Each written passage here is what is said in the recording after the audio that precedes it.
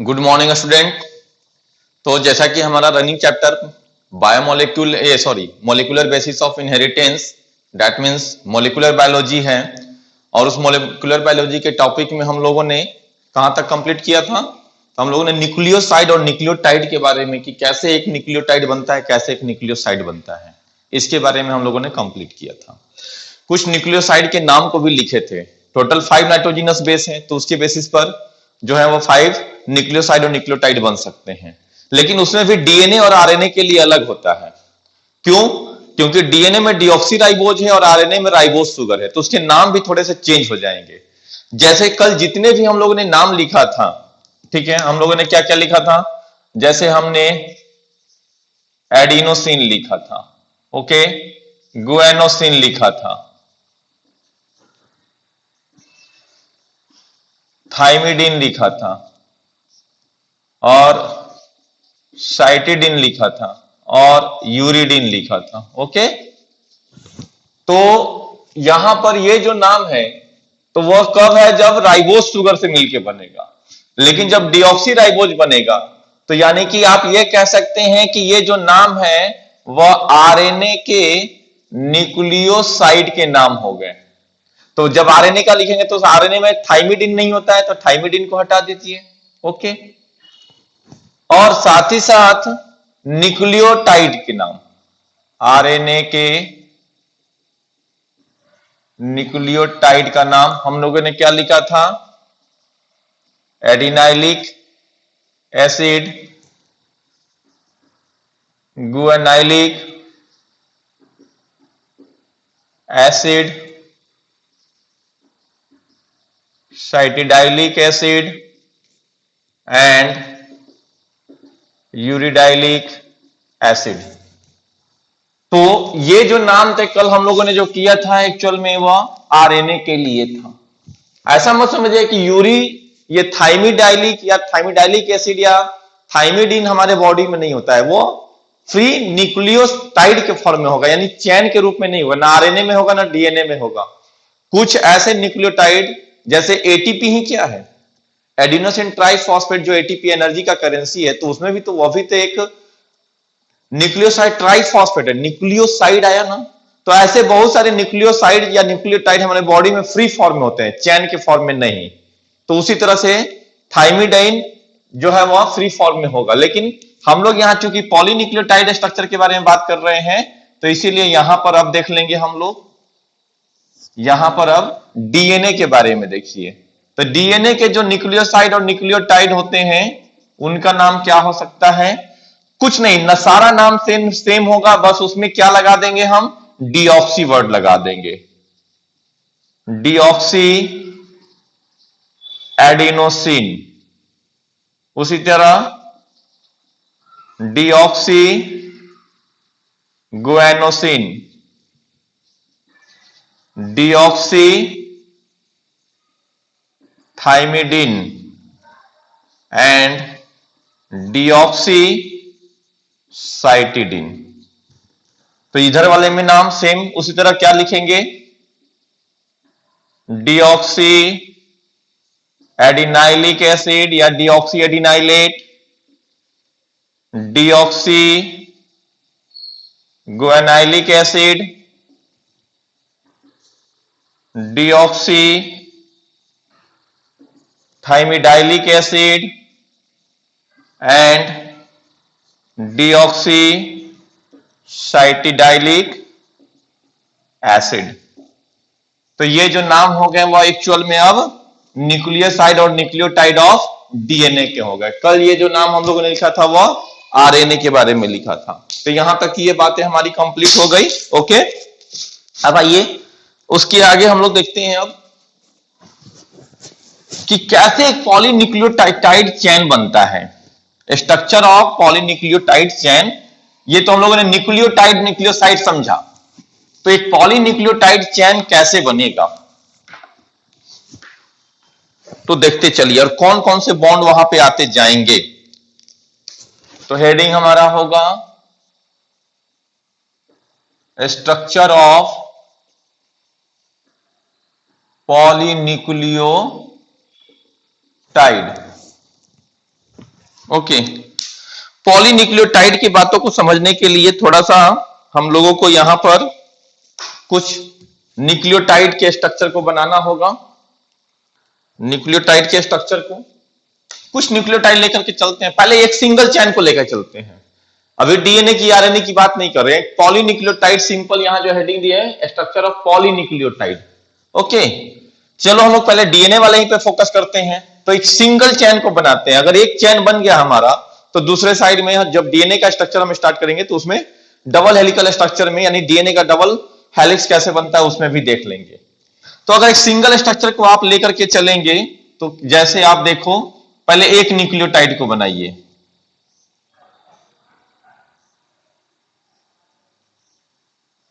कल न्यूक्लियोटाइड का स्ट्रक्चर सिखाए थे हम। तो न्यूक्लियोटाइड का स्ट्रक्चर OH, H, H और H। डीएनए का लेके चल रहे हैं तो यहां पर H रहेगा सेकंड नंबर कार्बन पे, H और OH, फिर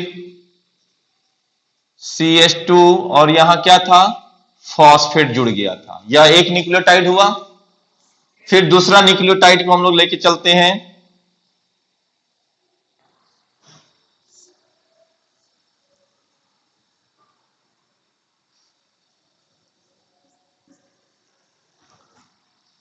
OH, ओ सॉरी, और यहां OH के जगह पे आपको आप लगा दीजिए कोई भी, जैसे कल एक यहां पर अगर A लगाए हैं तो ये देख लीजिए। OH के जगह पर यहां पर आप T लगा दीजिए। ओके, H, OH, H, यहां पर H हो जाएगा। अब यहां पर आइए, H और CH2, और यहां पर क्या था, CH2 के साथ में यहां पर आप दिखा दीजिए P। P का मतलब फॉस्फेट। फॉस्फेट पे यहां पर OH, यहां पर OH, ओ सॉरी, यहां पर आप कर दो डबल बॉन्ड O और यहां पर OH। थोड़ा और बड़ा कर देता हूं मैं,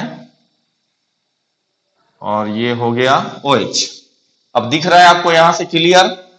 तीसरा न्यूक्लियोटाइड बनाइए। चलिए एक ब्लू कलर से हम बना लेते हैं यहां पर।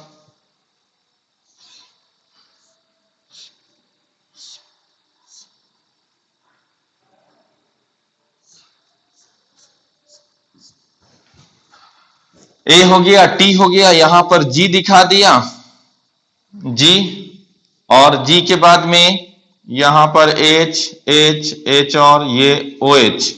ओके, और यहां पर H, और यहां पर क्या था फिर से, तो यहां पर आप दिखा दीजिए CH2, CH2 के साथ P डबल बॉन्ड, और ये हो गया OH, इधर हो गया OH।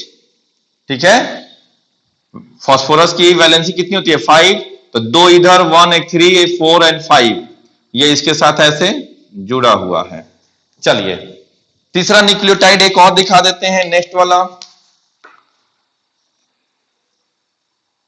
एक पॉलीन्यूक्लियोटाइड का स्ट्रक्चर जो है उस पर हम लोग फोकस कर रहे हैं कि कैसे बनेगा। अब आते जाइए, ए भी हो गया, टी भी हो गया, जी भी हो गया, और जी के बाद में सी कर दीजिए यहां पर। फिर उसी तरह H और H, H और OH, और यहां पर CH2, ये हो गया P।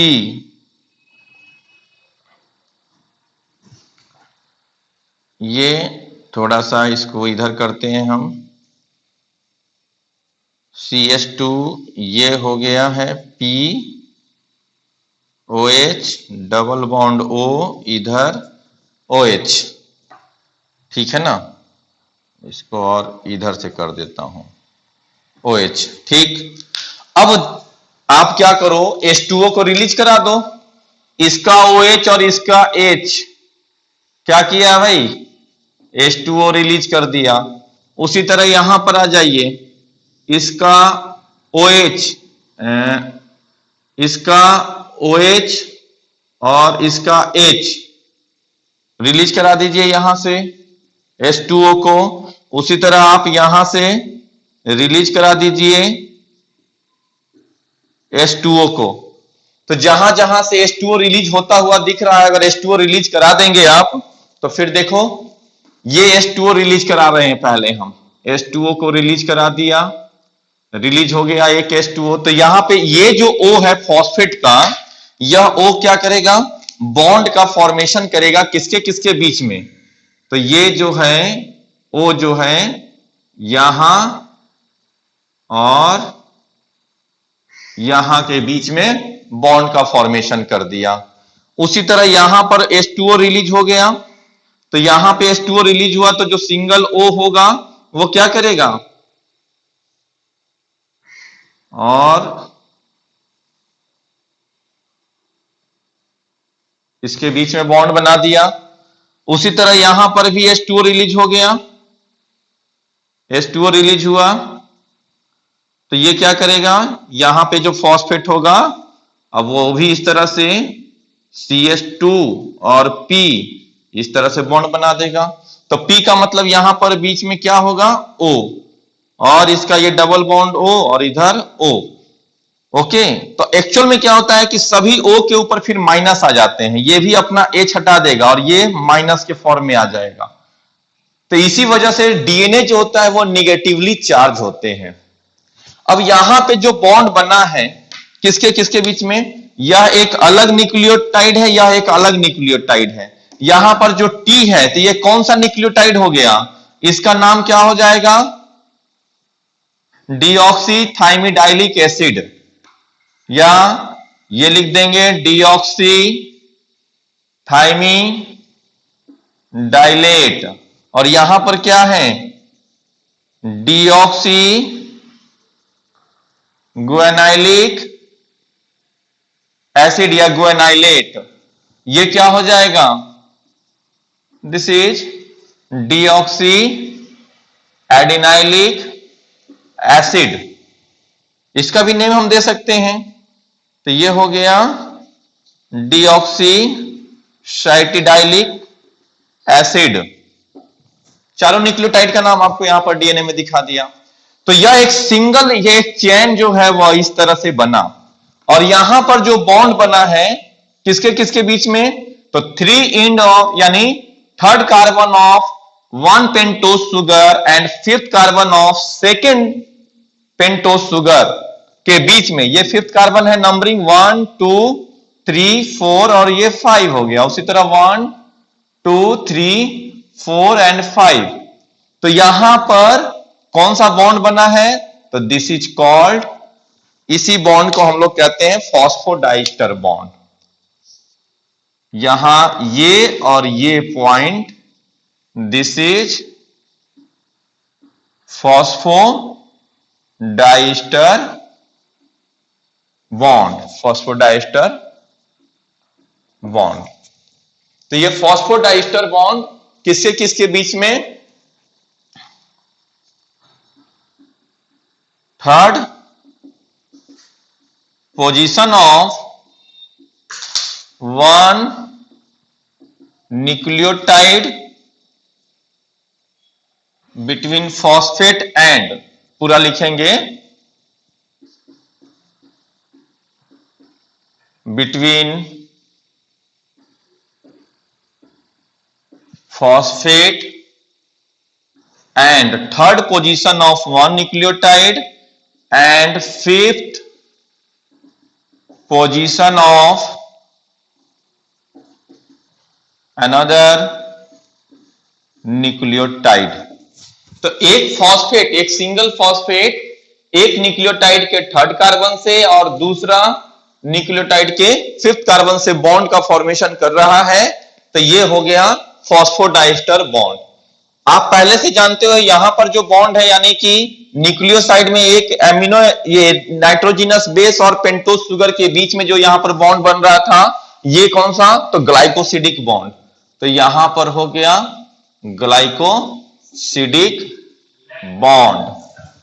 तो ये बात आपको, दो तरह के बॉन्ड का फॉर्मेशन आपको याद रखना है अभी, किसमें, एक पॉलीन्यूक्लियोटाइड चेन में। तो आप इसी को लिख सकते हैं। अब यहां पर हम देख लिया आपने, तो bond in polynucleoside chain, bond in polynucleotide chain.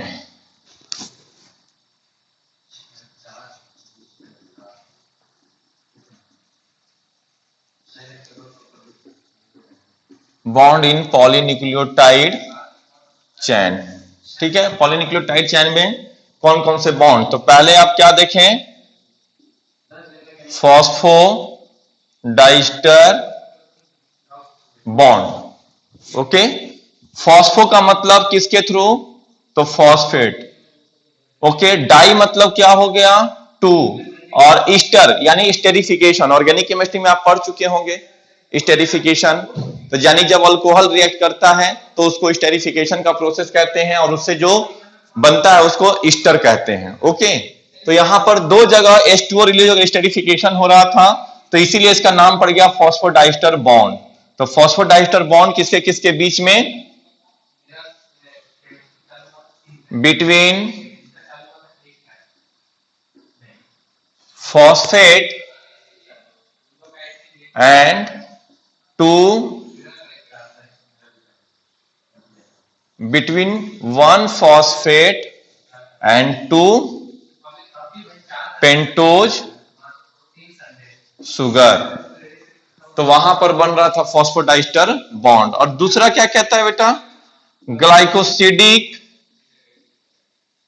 Bond. Glycosidic bond, glycosidic bond और भी जगह दो ग्लूकोज जुड़ते हैं माल्टोज में, तो वहां पे भी ग्लाइकोसिडिक बॉन्ड था। अभी वो बात नहीं कर रहे हम लोग हेडिंग ही दी, क्या दिए, बॉन्ड इन पॉलीन्यूक्लियोटाइड चेन। तो ग्लाइकोसिडिक बॉन्ड, ग्लाइकोसिडिक बॉन्ड जो है वह दो तरह से बनता है।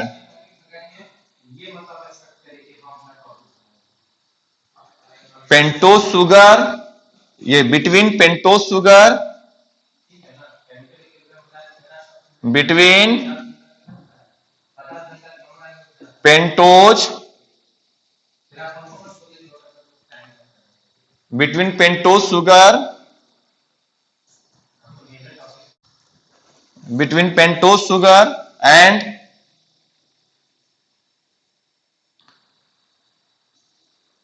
एक पेंटोज सुगर होगा और दूसरी तरफ क्या होगा, in one position of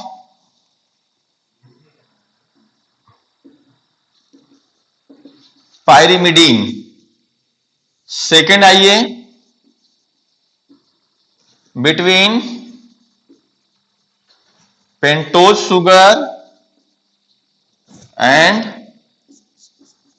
N9 position of purine. तो प्यूरिन का N9 पोजीशन, क्योंकि N9 पोजीशन पे क्या था बेटा, N9 पोजीशन पर आप देखेंगे स्ट्रक्चर NH था, तभी तो वो H2O को रिलीज कराएगा। और N1 पोजीशन पे क्या था पायरिमिडीन में, तो वहां पर भी NH था, इसीलिए वह H2O को रिलीज करा सकता है। तो ये दो बॉन्ड का फॉर्मेशन हो रहा है बॉन्ड इन पॉलीन्यूक्लियोटाइड चैन में।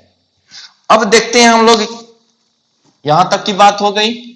अब चलिए, ना योर हेडिंग इज, तो कैसे पॉलीन्यूक्लियोटाइड चैन बन रहा था वो हम लोगों ने देख लिया।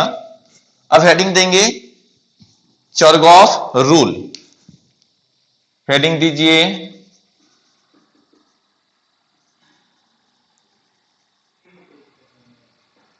इरविन चरगॉफ।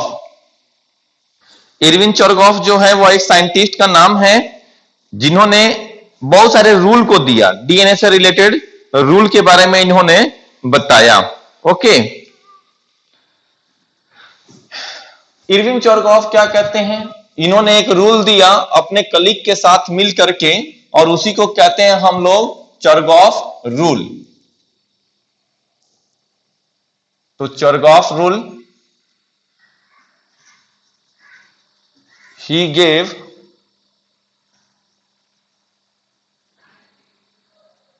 चरगॉफ रूल। और चरगॉफ रूल जो आया था वो दो बेसिस पर, एक तो एक्सरे क्रिस्टलोग्राफी के, एक्सरे क्रिस्टलोग्राफी का मतलब किसी चीज का एक फिल्म निकालना क्रिस्टलोग्राफी के बेसिस पर। तो डीएनए का एक एक्सरे क्रिस्टोग्राफी की मदद से एक फिल्म यानी कि एक तस्वीर, फोटो खींचा गया। अगर आम नॉर्मल टर्म में कहें हम लोग समझने के लिए, तो बस अभी के मोबाइल से जो हम लोग पिक्चर लेते हैं वैसा नहीं। एक्सरे क्रिस्टोग्राफी का मतलब हुआ कि एक मोटा मोटी धुंधला, जैसे हमारा बॉडी का एक्सरे होता है तो क्या पता चलता है, उसमें बोन के बारे में हमें पता चल जाता है। उसी तरह डीएनए के एक्सरे क्रिस्टोग्राफी से हमें डीएनए के बारे में कुछ स्ट्रक्चर के बेसिस पर मदद मिला। और इसमें इन्होंने जो रूल दिया वो दो, इसमें एक साइंटिस्ट और थे जिनका नाम था रोसालिन फ्रैंकलिन, और दूसरा मदद इसको किसने किया, उस दूसरा मदद इनको किया एक्सरे क्रिस्टलोग्राफी।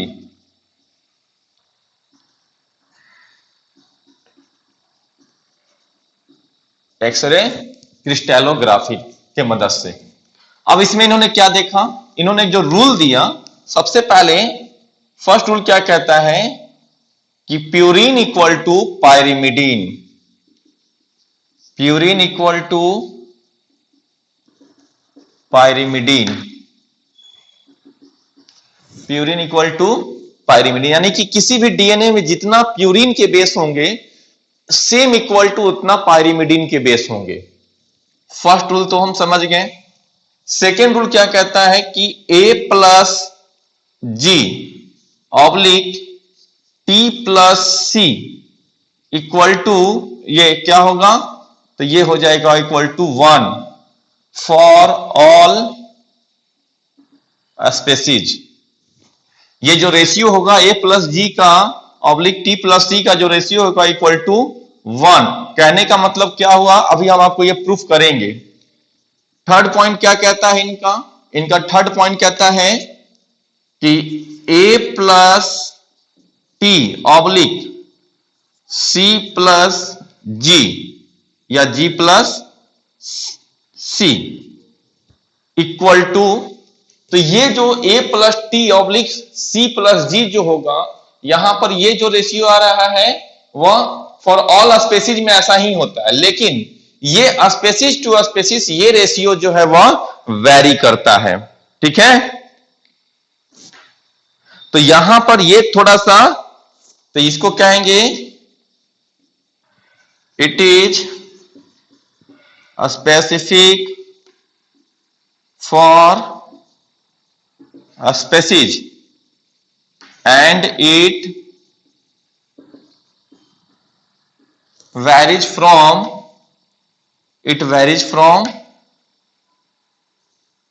0.1 से लेकर के 1.5 तक चला जाता है। ओके, 5.2 तक भी जाता है, 2.0 तक भी जाता है। तो ये रेशियो जो है वह वेरी करता है कहां से कहां, और इसका यूज क्या करते हैं, it is used to identify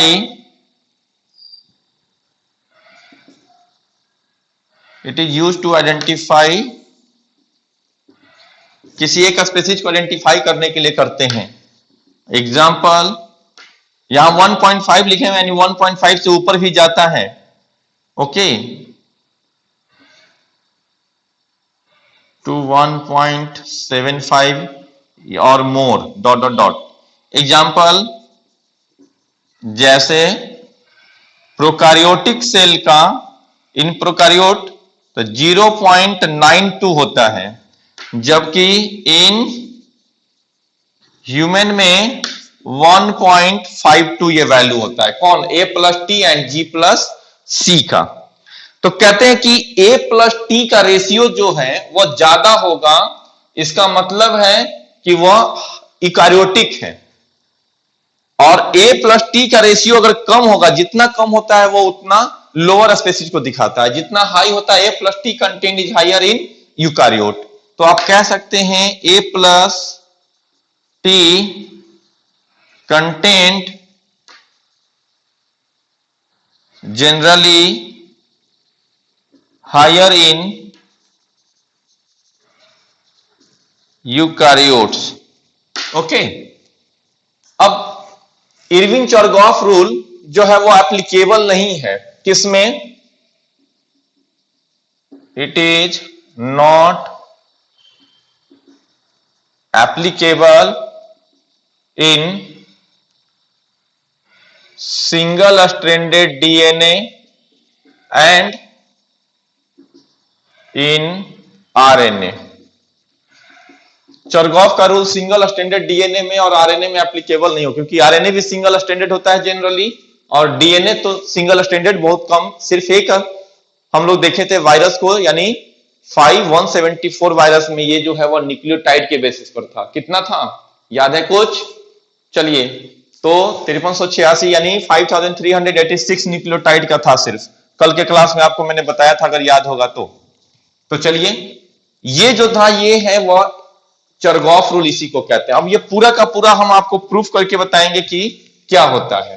कहने का मतलब यहां पर ये जो है तो ये पूरा का पूरा, तो इसी को हम लोग ऐसे कह सकते हैं कि प्यूरिन इक्वल टू पायरिमिडीन, यानी इन्होंने क्या बताया था, इन्होंने एक मोटा मोटी ये बात बताया कि A equal to T and G equal to C, adenine equal to thymine and guanine equal to cytosine.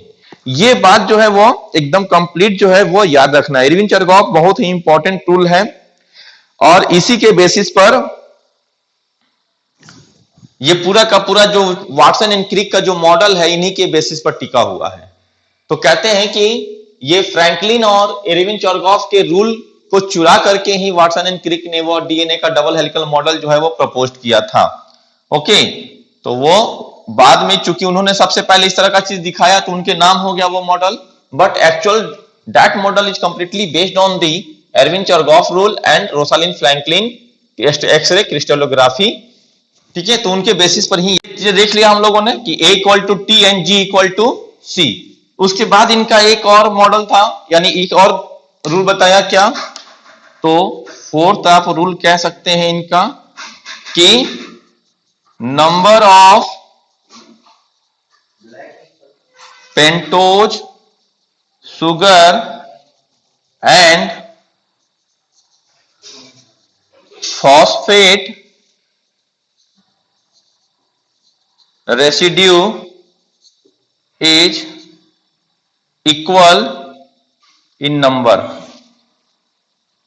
Is equal in, यानी जितना पेंटोज शुगर होगा उतना ही फॉस्फेट ग्रुप भी होगा।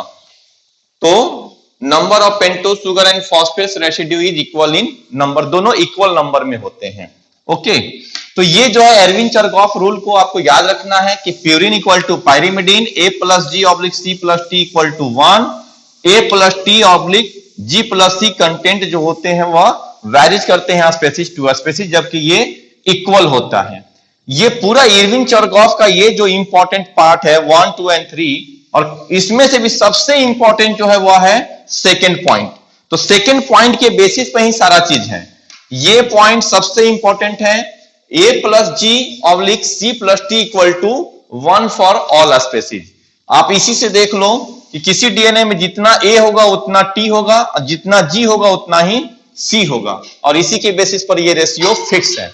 ओके, तो यहां तक कि ये बातें जो है हमारी कंप्लीट हुई, और इसको हम प्रूफ करेंगे आपको जब डीएनए का भी डबल हेलिकल स्ट्रक्चर जो है वो हम लोग देखेंगे तब। अभी आपको ये प्रूफ कर देंगे हम।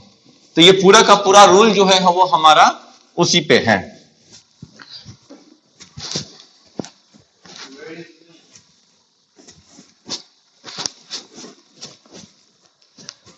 तो इसके बाद जो हमारा है वह है वाटसन एंड क्रिक का double helical model.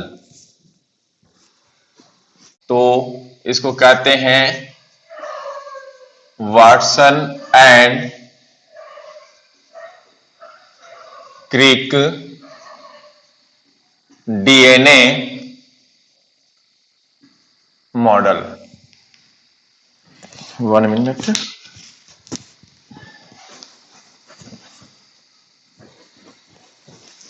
Watson and Crick DNA model.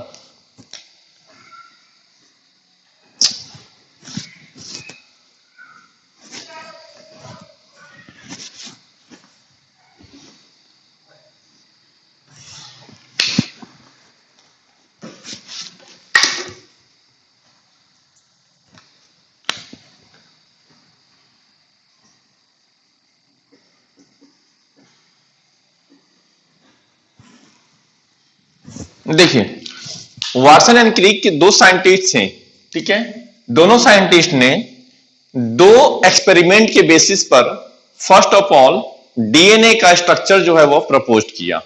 Okay, तो इन्होंने जो डीएनए का सबसे पहले जो स्ट्रक्चर जो था, double helical structure of DNA proposed by James Watson and Francis Crick. Okay, और इनके जो स्ट्रक्चर थे डीएनए के डबल हेलिकल स्ट्रक्चर जो है वो दो एक्सपेरिमेंट पर बेस्ड थे। ओके, तो यहां पर लिखेंगे हम लोग on the basis of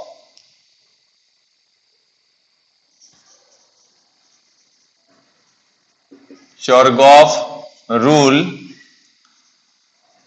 on the basis of Chargaff rule and X-ray crystallography,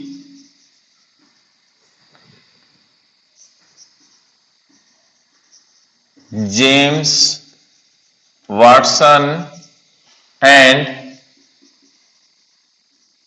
Francis Crick, James Watson and Francis Crick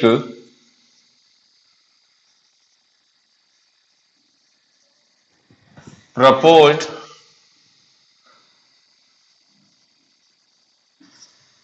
double helical structure for B form of DNA, या सिर्फ बी डीएनए भी बोल सकते हैं। DNA A B C D और Z form का होता है, 5 टाइप्स के, ठीक है ना। तो डीएनए के टॉपिक में हम लोग आएंगे तो उसको करेंगे, बट क्वेश्चन एक्चुअली एमसीक्यू में पूछ देता है कि वाटसन एंड क्रिक ने जिस डीएनए के स्ट्रक्चर को प्रपोज किया था वो कौन से फॉर्म का था। तो आपको इसीलिए यहीं पर हम मेंशन कर दिए कि आपका एमसीक्यू बने तो बी फॉर्म ऑफ डीएनए के स्ट्रक्चर को इन्होंने प्रपोज किया था। अब यहां पर दो बातें हैं कि इनका जो एक्सपेरिमेंट था वो दो चीज के बेसिस पर था। एक तो इरविन चरगॉफ रूल के बेसिस पर था और दूसरा एक्सरे क्रिस्टलोग्राफी के बेसिस पर था। इरविन चरगॉफ रूल क्या कह रहा था वो हम लोग पूरा देख चुके हैं। ओके, इरविन चरगॉफ रूल में 4 इंपॉर्टेंट पॉइंट है। प्यूरिन इक्वल टू पायरिमिडीन, दूसरा है A plus G and T plus C equal to 1, तीसरी बात थी उसमें A plus T oblique G plus C content is specific for a species, और चौथी बात थी कि एक फॉस्फेट का लेवल, फॉस्फेट का कंटेंट और शुगर का कंटेंट दोनों जो होते हैं वह इक्वल होते हैं। ये 4 बातें जो है वह इरविन चरगॉफ में हम लोगों ने देखा अभी। उसके बाद में जो है वह एक्सरे क्रिस्टलोग्राफी क्या कहता है। तो X-ray crystallography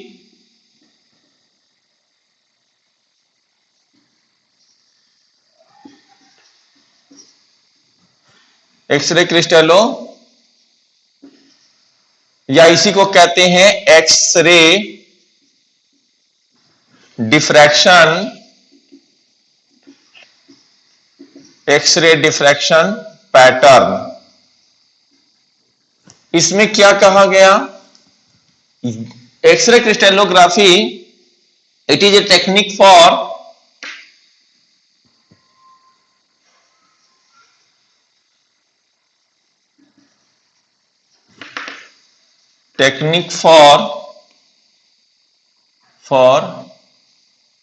three-dimensional structure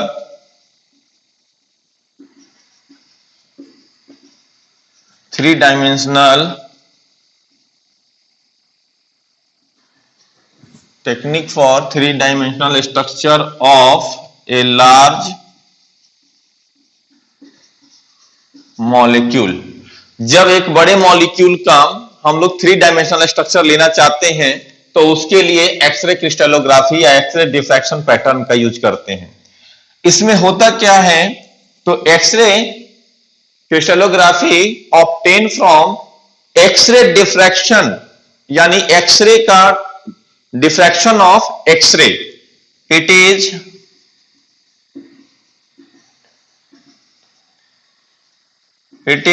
diffraction of X-ray तो एक्सरे को हम लोग जब किसी क्रिस्टल के थ्रू कराते हैं तो यह एक डिफ्रैक्शन ऑफ एक्सरे है इन विच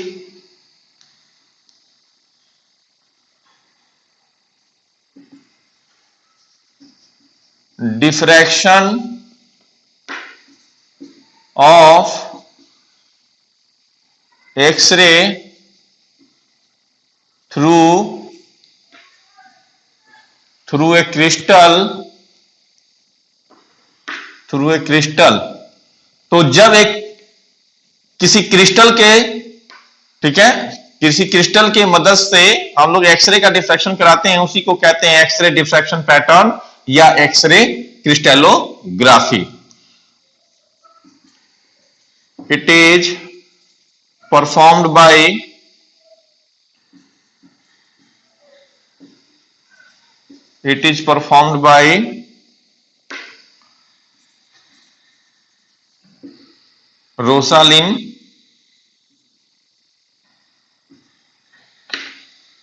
Rosalind Franklin and Maurice William. पूरा नाम लिख देता हूं, मॉरिस विलियम। तो मॉरिस विलियम और रोसालिंड फ्रैंकलिन के मदद से एक्सरे का, ये जितनी बात भी डीएनए के डबल हेलिकल स्ट्रक्चर में हम लोग पढ़ेंगे वो सारी बात रोसालिंड फ्रैंकलिन ने पहले से बता रखी थी कि एक हेलिक्स में 34 एंगस्ट्रॉन का डिस्टेंस होता है, दो न्यूक्लियोटाइड बेस पेयर के बीच में 3.4 एंगस्ट्रॉन का डिस्टेंस मेंटेन होता है। ओके, तीसरी बात की डबल हेलिकल स्ट्रक्चर है। तो ये सारी बात जो है और रोसालिंड फ्रैंकलिन पहले अपने एक्सपेरिमेंट में डिस्कस कर चुके थे। इसीलिए कुछ साइंटिस्ट मानते क्या ऐसा ही था, क्योंकि जब एक्सरे, आपको नहीं पढ़ना है उतना एक्सरे क्रिस्टलोग्राफी, हम लोगों के टाइम पे बहुत अच्छे से पढ़ना है एक्सरे क्रिस्टलोग्राफी, तो उसमें जो रोसालिंड फ्रैंकलिन का एक्सपेरिमेंट है वो सारी बातें उनके एक्सपेरिमेंट में प्रूफ है, जो वाटसन एंड क्रिक के डबल हेलिकल स्ट्रक्चर मॉडल में आपको हम बताएंगे।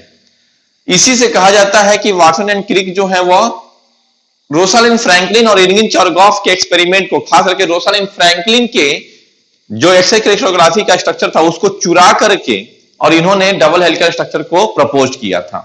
लेकिन ऐसा कुछ मिलता नहीं है कहीं पर ये ऑथेंटिकली, बट ये सिर्फ दिया जाता है कि इनका जो स्ट्रक्चर है, double helical model of structure जो है डीएनए का, वो चारकॉफ रूल और एक्सरे क्रिस्टलोग्राफी के बेसिस पर है। तो सिर्फ ये बातें जो है वो मेंशन होती है, लेकिन एक्चुअल में इन्होंने चुरा करके उस चीज को प्रपोज किया था। तो यहां पर ये बात समझ गए। तो एक्सरे क्रिस्टलोग्राफी का मतलब कि जब किसी लार्ज मॉलिक्यूल का 3 डायमेंशनल स्ट्रक्चर हमें लेना है तो डीएनए के क्रिस्टल को हम लोग एक फोटो खींचे एक्सरे क्रिस्टलोग्राफी से और उसके बेसिस पर सारे जो डेटा है वो हमें मिले। तो इसी चीज को इन्होंने प्रपोज किया। अब आइए देखते हैं हम लोग double helical structure of DNA को। ओके,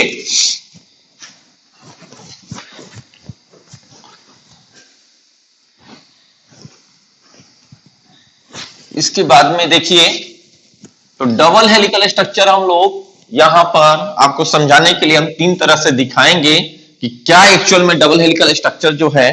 तो सबसे पहले देखिए double helical structure of DNA proposed by Watson and क्रिक।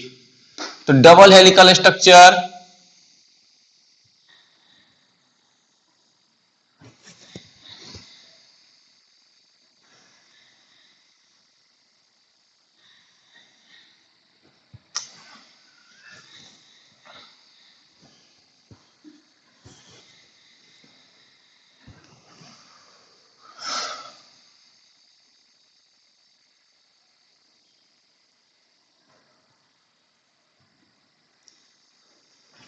थोड़ा टाइम लगता है, 1 मिनट अच्छे से समझाने के लिए बना रहा हूं मैं।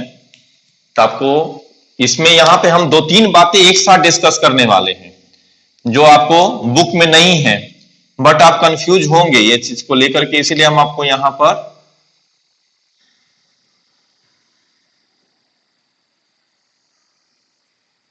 चलिए, ये हुआ एक double helical structure of DNA का। अब डीएनए में देखिए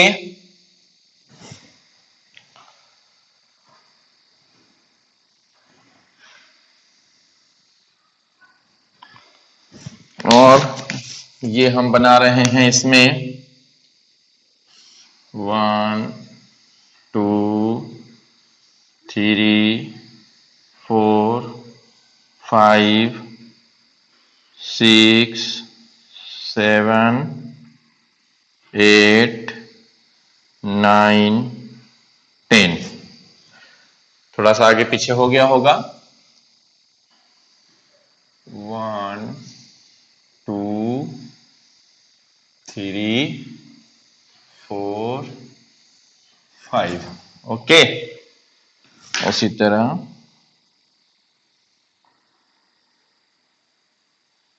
देखिए डीएनए के इसमें जो अब कुछ बातें हैं यहां पर हम लिख रहे हैं। This is major groove, this is minor groove. Okay, ये वन हेलिक्स, यहां से एक इसको कहते हैं हम लोग वन हेलिक्स। ओके, तो या इसी चीज को इधर से अगर आप कर लें, चलिए इधर से दिखाते हैं हम, तो ये हो जाएगा माइनर ग्रुव और इधर हो जाएगा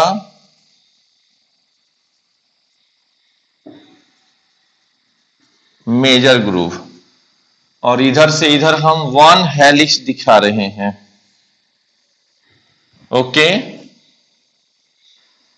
one turn equal to 34 angstrom. दो न्यूक्लियोटाइड के बीच का डिस्टेंस जो है वह होता है one turn equal to 34 and one turn equal to 10 base pair. तो equal to 10 base pair by ये ऐसे 34 angstrom oblique 10 base pair equal to 3.4 angstrom. तो 3.4 एंगस्ट्रॉन क्या है, ये इसके लिए है, यानी दो बेस पेयर के बीच का डिस्टेंस, या इसको आप ऐसे लिख सकते हैं distance between two base pair. Okay, उसके बाद तीसरा इंपॉर्टेंट पॉइंट है कि यहां से और डीएनए के यहां तक का 20 एंगस्ट्रॉन का डायमीटर होता है। 20 एंगस्ट्रॉन डायमीटर, चौड़ाई यानी कि इसकी जो होगी वह 20 एंगस्ट्रॉन, और लंबाई अब आप मत पूछिए, कोई डीएनए कितना भी मीटर का हो सकता है, वो डिपेंड करता है अलग अलग। ओके, उसके अभी आगे सेलेनॉइड मॉडल करके है, वो आगे हम लोग चलेंगे। अब अगर आपसे पूछे कि ये कौन सा स्ट्रक्चर ऑफ डीएनए है, तो this is the right handed DNA. क्यों ऐसा कहेंगे हम लोग, ये आपको कंफ्यूज करेगा, आगे हर जगह मिलेगा right handed DNA, left handed DNA. देखो इसकी ट्विस्टिंग जो है वो राइट हैंड की ओर है, ये अपने अंगूठे से इसको देखना है कि ये जो हमारा है इसको ऐसे, ये राइट हैंड की ओर है, that is right handed DNA. ये राइट हैंडेड डीएनए, क्यों, तो ट्विस्टिंग जो है वह राइट हैंडेड है, राइट हैंडेड ट्विस्टिंग। अब कहोगे कि सर लेफ्ट हैंडेड कैसा होता है, लेफ्ट हैंडेड का मतलब जब इस तरह से दिखा देंगे हम लोग, यानी लेफ्ट हैंड का अगर थंब इंप्रेशन करेंगे तो ये ऐसे आएगा इस तरह से, तो यानी जो डीएनए होगा वो इस तरह की ओर होगा। उसको हम बना के आपको दिखा देते हैं यहीं पर डिफरेंस, तो वो इस तरह से चला जाएगा।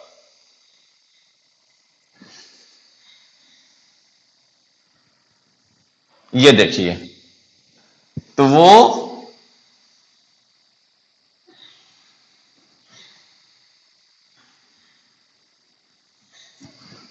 अब आप देखिए इसकी ट्विस्टिंग कैसी दिख रही है आपको, तो this is left handed. Left handed मतलब जिसकी ट्विस्टिंग इस तरह से है। ये अपने अंगूठे को हमेशा करके देखो, यानी ये कैसे आ रहा है, ऐसे आ रहा है, जबकि ये कैसे आ रहा है, तो ये ऐसे आ रहा है, यानी इसकी ट्विस्टिंग इधर से स्टार्ट हुई है। इसको आप ऐसे करके देखो, इसका हेलिक्स इस साइड ज्यादा है, जबकि इसका ट्विस्टिंग इस साइड ज्यादा है, तो ये लेफ्ट हैंडेड और ये राइट हैंडेड। तो पहले ये आप समझ लिया आपने, लेफ्ट हैंडेड और राइट हैंडेड। अब ये जो डीएनए है यहां पर, इसी डीएनए के स्ट्रक्चर को इस तरह से double helical structure of DNA proposed by Watson and Crick, और इसको हम लोग कहते हैं B DNA. A B C D और जेड डीएनए हम लोग अभी आगे पढ़ने वाले हैं, बस अभी ये याद रखो, structure of B DNA proposed by Watson and Crick. क्यों? क्योंकि यहां पर 10 बेस पेयर होता है, वन टर्म या वन कंप्लीट हेलिक्स बराबर। ओके, अब इसी स्ट्रक्चर को हम लोग इस तरह से भी देख सकते हैं। तो यहां पर ये जो है, आप इसको इस तरह से भी कर सकते हैं, इधर ए है और यहां डबल बॉन्ड के साथ टी है। यहां पर आप ऐसे कर सकते हैं, सी है, ट्रिपल बॉन्ड जी है। तो ये जो है, तो ये इस तरह से जो हेलिक्स का ये पार्ट जो दिख रहा है, यह है बैकबोन, यानी ये sugar phosphate, sugar phosphate backbone. तो ये शुगर एंड फॉस्फेट का बैकबोन है, और यहां पर ये जो दिख रहा है इस तरह से, मान लीजिए ए और इधर क्या है बेटा, टी, तो this is base, nitrogenous base. और ये क्या दिख रहा है, ये जो है वह हाइड्रोजन बॉन्ड है, दिस इज हाइड्रोजन बॉन्ड। अब यहां पर सबसे इंपॉर्टेंट एक बात हो जाती है डीएनए के हेलिक्स में, वह है डीएनए का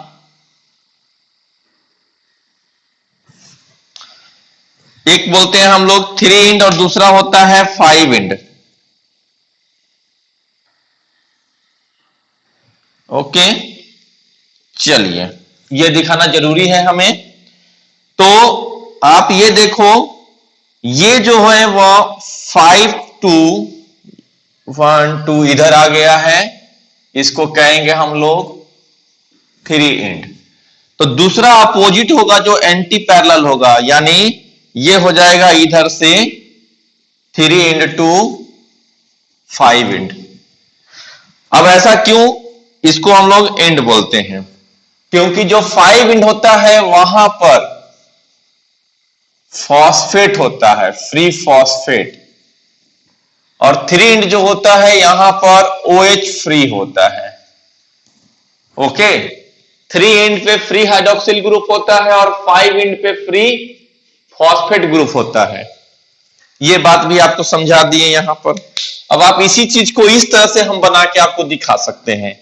ये अगर बात यहां तक हो गई है, तो थोड़ा सा स्ट्रक्चर बनाने के लिए हम आपका इधर का चीज मिटाने वाले हैं। ओके, चलिए बस अब आइए देखिए, अब एक स्ट्रक्चर हम इसी चीज को इस तरह से भी बनाने वाले हैं। कैसे? तो देखिए,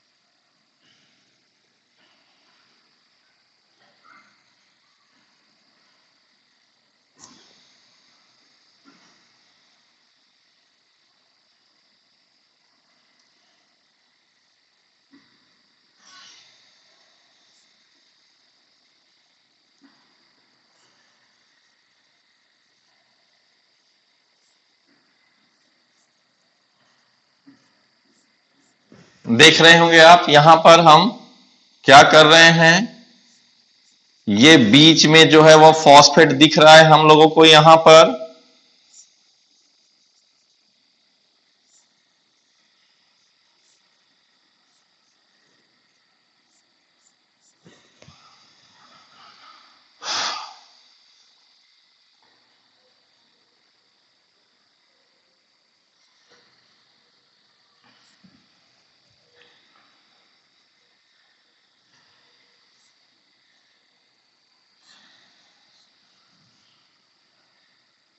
ये हो गया, ठीक है, ओके, ये हो गया। चलिए, थोड़ा सा स्ट्रक्चर बड़ा सा होते होते छोटा हो गया है, बट समझने की कोशिश कीजिए। यहां पर आप जानते हो कि यहां पर ग्लाइकोसिडिक बॉन्ड के साथ कौन जुटा होता है, तो यहां पर कोई ना कोई नाइट्रोजनस बेस होते हैं। चलो, यहां पर आपने टी कर दिया, यहां पर आपने ए कर दिया, और यहां पर फिर आपने जी कर दिया, यहां पर आपने फिर सी कर दिया। कोई भी नाइट्रोजनस बेस ले लीजिए, फिर से आप सी या जी कोई भी कर सकते हैं, कोई पैटर्न में ले लीजिए। चलिए, ये जो है, और दो न्यूक्लियोटाइड को, यानी यहां पर जो दो पेंटोज शुगर हैं उनको अटैच करने का काम यहां पर ये फॉस्फेट ग्रुप कर रहा है। ओके, और अगर एक्यूरेट करना चाहते हैं तो इसके ऊपर माइनस लगा दीजिए। ओके, चलिए, ये अगर इसी का उल्टा एंटी पैरेलल हम कर दे दूसरे को, तो एंटी पैरेलल करना, इसी को पूरा उल्टा कर दीजिए, एंटी पैरेलल हो जाएगा। तो एंटी पैरेलल यहां पर ये क्या है, फ्री OH, H, H और H, यहां पर H और यहां पर H। तो ये थर्ड पोजीशन है। थर्ड पोजीशन कहने का मतलब आप देखो, ये हो गया 1 2 3 4 और 5। एक मिनट में चेक कर लूं कहीं नीचे का कट तो नहीं हो रहा है, आपको दिख रहा है कि नहीं दिख रहा है, ये इंपॉर्टेंट बात मैं थोड़ा देख लूं, चेक कर लूं।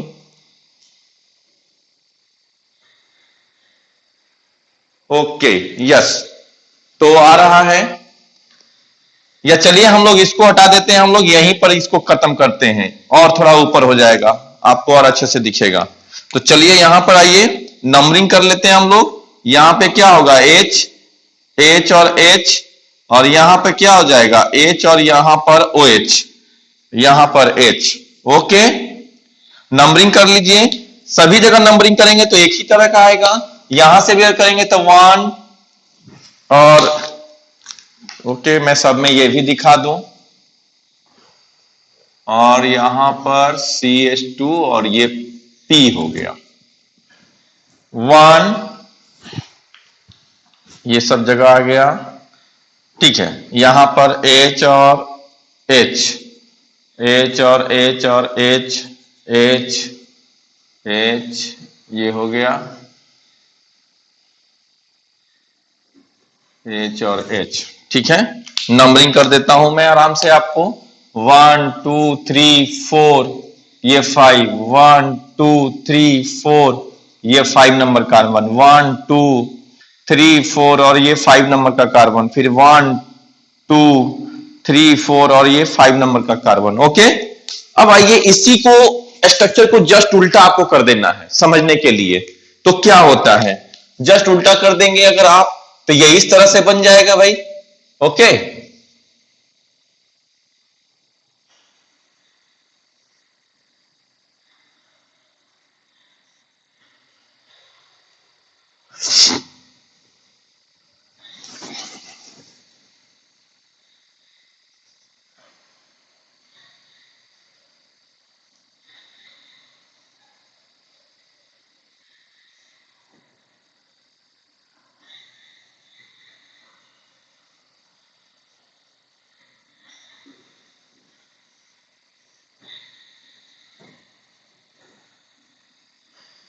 वन टू थ्री, और यहां पर OH और H, H और H, और यहां पर हो गया H, और यहां पर CH2, ये आ गया P, और फिर ये हो गया, ओके,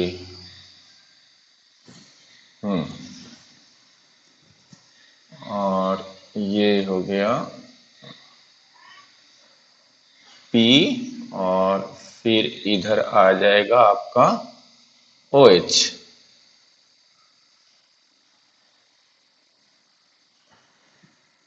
थोड़ा सा इसको बना रहा हूं मैं, यस, और ये ऐसे, फिर ये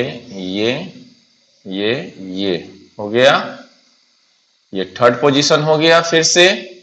और यहां पर क्या आ जाएगा, यहां पर आ गया, ओके, टी। ओके, फिर यहां पर H और H, H और H और यहां पर H और फिर CH2, इसके साथ ये हो गया P, CH2 ज्वाइन है P के साथ, और फिर ये यहां पर आ गया है OH,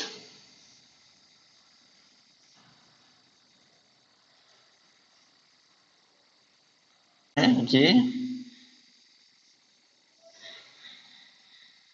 थोड़ा सा उल्टा है स्ट्रक्चर, इसलिए बनाने में थोड़ा सा होगा दिक्कत, लेकिन आपको मैं समझा देता हूं। ये इसके साथ अटैच हो गया है G, H और H, ये थर्ड पोजीशन है, तो इसके अंदर में भी H होगा, यहां से ये थर्ड पोजीशन ये जुट गया है H, और फिर से CH2, इस CH2 के साथ फिर हो गया P, और फिर से ये P,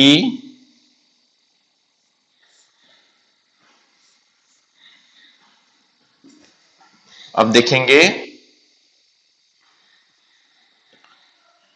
और यहां पर आ गया है अब G, दिख रहा है। या अभी यहां पे कोई बॉन्ड नहीं है, चलो हटा दिया मैं इनके बीच में, यह एक चैन है और ये दूसरा चैन है, बस ये सीधा है, ये उसका जस्ट उल्टा हो गया है।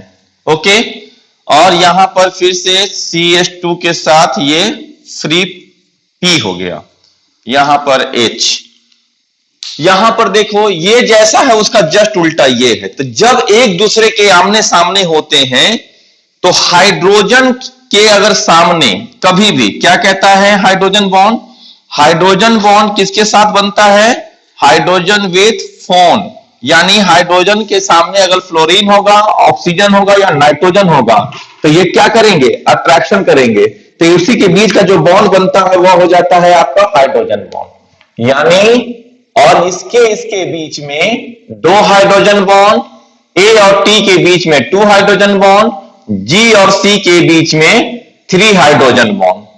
क्यों ऐसा होता है वो आपको स्ट्रक्चर से हम समझा देंगे कि क्यों ऐसा होता है। अब आप देखो इसमें दो बातें कह रहे थे कि 5 इंड पे फ्री फॉस्फेट, यहां पर अगर ये 5 इंड है तो न्यूक्लियोटाइड आएगा तो 5 इंड पे फॉस्फेट लेके आएगा, तो यहां पर क्या है, ये फॉस्फेट फ्री है, और नीचे में 3 इंड है तो 3 इंड पे क्या है, फ्री OH ग्रुप है, तो यानी यहां पर क्या है, 3 इंड पे फ्री OH है, फ्री क्या है, OH है 3 इंड पे, तो इसीलिए यह 3 इंड पे फ्री OH यहां पर हम दिखाने की कोशिश किए हैं, और ये हटा दिए। ओके, तो फ्री OH कहां, ये 3 इंड पे, और 5 इंड पे क्या फ्री है, फॉस्फेट ग्रुप फ्री है। उसी तरह जस्ट अपोजिट में भी देख लो, नंबरिंग करेंगे 1 2 3 4 और ये 5 नंबर का कार्बन। एक हेलिक्स कैसे गया है, यह हेलिक्स गया है 3 2, यहां पे 5 इंड, और दूसरा हेलिक्स अपोजिट कैसे आया है, तो ये आया है यहां पर 3 इंड क्या है, फ्री है 1 2 एंड 3, तो 3 इंड 2, यहां पे ये 5 इंड हो गया। तो देखो इसके फिर से 5 इंड पे क्या फ्री है, फॉस्फेट ग्रुप, और 3 इंड पे क्या फ्री है, हाइड्रोक्सिल ग्रुप। और एक जो हेलिक्स है जो एक दूसरे के एंटी पैरेलल चलेंगे तभी, ताकि दोनों का नाइट्रोजनस बेस एक दूसरे के आमने सामने आएगा तो उनके बीच में हाइड्रोजन बॉन्ड का फॉर्मेशन होगा। यही हाइड्रोजन बॉन्ड जो है 2 एंटी पैरेलल हेलिक्स को एस्टैब्लिश करने का काम करता है। तो कहते हैं कि hydrogen bond confirm the stability of 2 anti parallel helix of DNA। Hydrogen bond ही जो है वह दो अलग अलग हेलिक्स को, यानी दो अलग अलग पॉलीन्यूक्लियोटाइड चेन को आपस में एस्टैब्लिश कर रहा है, नहीं तो एस्टैब्लिश होगा ही नहीं, क्योंकि जब तक हाइड्रोजन बॉन्ड नहीं आएगा इन दोनों के बीच के में आपस में कोई दूसरा बॉन्ड है ही नहीं यहां पर। तो आप जानते हो कि DNA में 3 टाइप्स के बॉन्ड देखने को मिला, this is hydrogen bond, okay, और ये जो हम क्या बोलते हैं कि इस साइड में फॉस्फेट और शुगर का बैकबोन है, और यहां पर जो नाइट्रोजनस बेस है वो किधर की है, तो इनसाइड की ओर है, जबकि फॉस्फेट और शुगर जो है वो इस साइड में वो मेन बैकबोन का स्ट्रक्चर बना रहे। तो इसीलिए यहां पर हमने लिखा है ये जो है बैकबोन था, ये जो कहीं पर ये लिखे थे यहां पर, तो this is the sugar phosphate backbone, और यहां पर देखो कि इन साइड में क्या है, तो इन साइड में नाइट्रोजिनस बेस है। अब इसी स्ट्रक्चर को और सिंप्लीफाई करके आप और कर सकते हैं, तो ये स्ट्रक्चर हो गया, दोनों एक दूसरे के सामने सामने हमने आपको बना के दिखा दिया, और इसी चीज को और सिंप्लीफाई करने का काम आप इस तरह से भी हम आपको करके बता रहे हैं। तीनों स्ट्रक्चर आप एक जगह कर सकते हैं, आपको अच्छे से समझ में आ जाएगा। तो कहने का मतलब क्या हुआ कि इस तरह से स्ट्रक्चर जो है वो हमारा रन करके दिखाने का मतलब है, ताकि आप अच्छे से समझ सके हाँ कि ये स्ट्रक्चर जो है वो किस तरह से है। जैसे देख लो, हम इस तरह से दिखा देंगे, यह एक बड़ा सा शुगर है, ओके। शुगर के बाद में क्या होगा, शुगर, अगर ये शुगर है तो शुगर के साथ कौन अटैच रहता है, शुगर के साथ अटैच रहेगा फॉस्फेट। ये हो गया फॉस्फेट, इधर फिर आ गया फॉस्फेट ग्रुप, फिर क्या आ जाएगा इसके साथ, फिर आ जाएगा शुगर, फिर क्या आ जाएगा, तो फॉस्फेट। फॉस्फेट हम छोटा बनाते हैं, उसके साथ फिर क्या होगा, चलो ये यहां पर हम ब्लैक से ही लेकर के चलते हैं, ओके। फिर से क्या आ गया, फिर से आ गया शुगर, फिर क्या आएगा,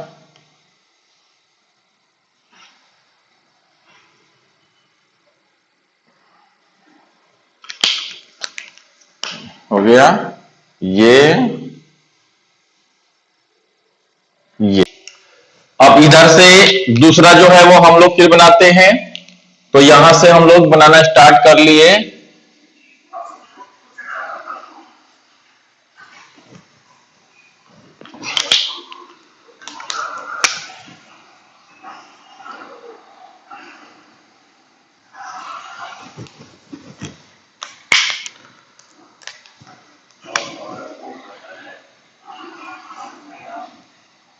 और ये हो गया, ये सामने, ये सामने, ये सामने और ये सामने।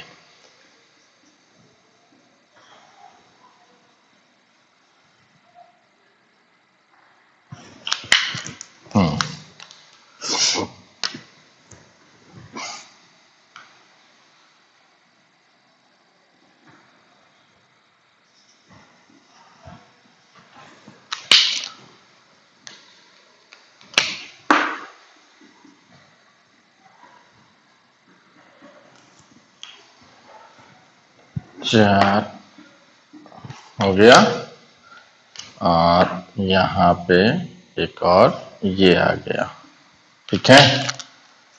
अब इनको जोड़ दिया,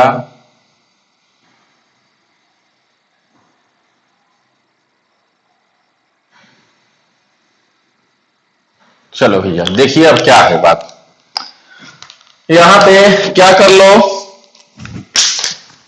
ये एक फॉस्फेट और शुगर का बैकबोन, ये एक दूसरे चेन के लिए फॉस्फेट एंड शुगर का बैकबोन है, और यहां पर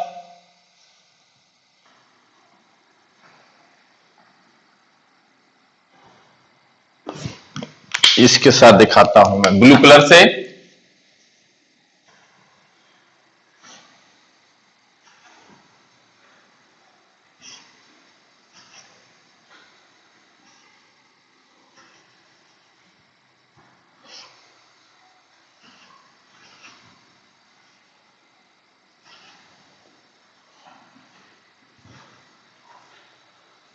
अब देखिए क्या है ये, मान लो ये ए है, यहां पर सी है, ये जी है और ये टी है।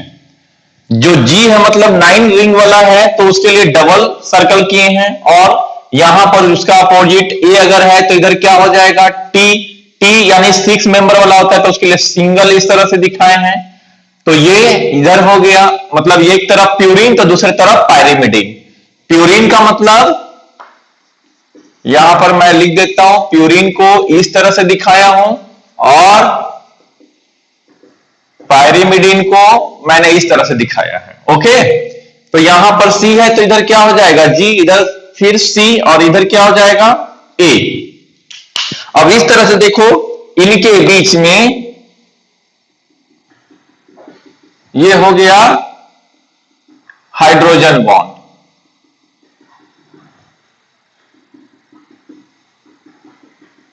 ये 3 हाइड्रोजन बॉन्ड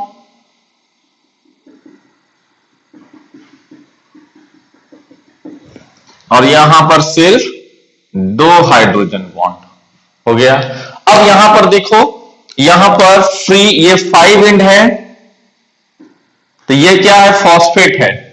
ये 5 इंड है तो ये हो गया 3 to 5, यानी 3 इंड पे क्या है, फ्री OH ग्रुप है, और यहां 5 इंड पे क्या है, फ्री फॉस्फेट ग्रुप है।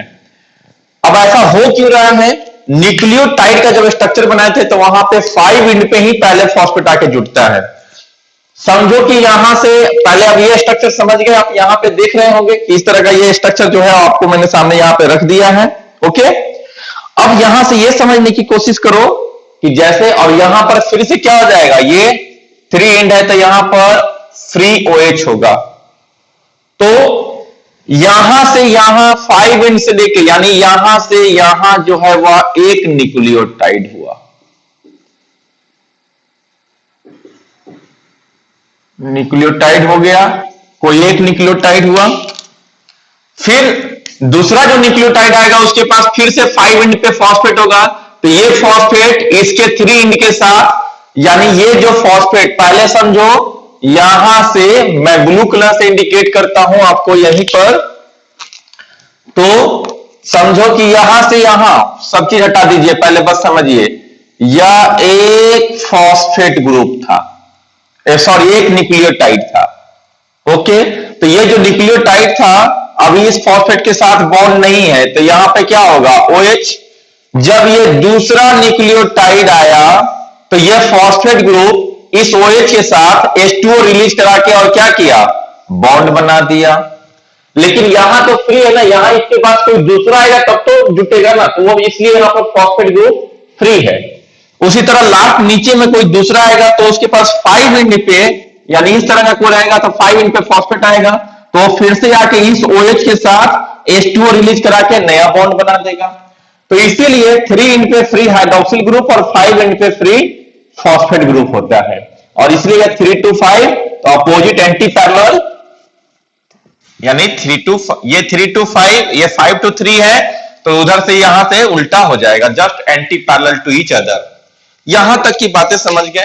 अब इससे रिलेटेड जो वाटसन एंड क्रिक के लिए, यानी double helical structure of DNA में वाटसन एंड क्रिक ने कुछ बातें को बताई थी, उसी को हम लोग अब लिखने का सिर्फ जो काम जो है वो बता है, तो उसको हम लोग नेक्स्ट क्लास में सिर्फ लिखने के लिए करेंगे, तो उसको आपको नोट डाउन हम नेक्स्ट क्लास में कराने वाले हैं। Okay, thank you.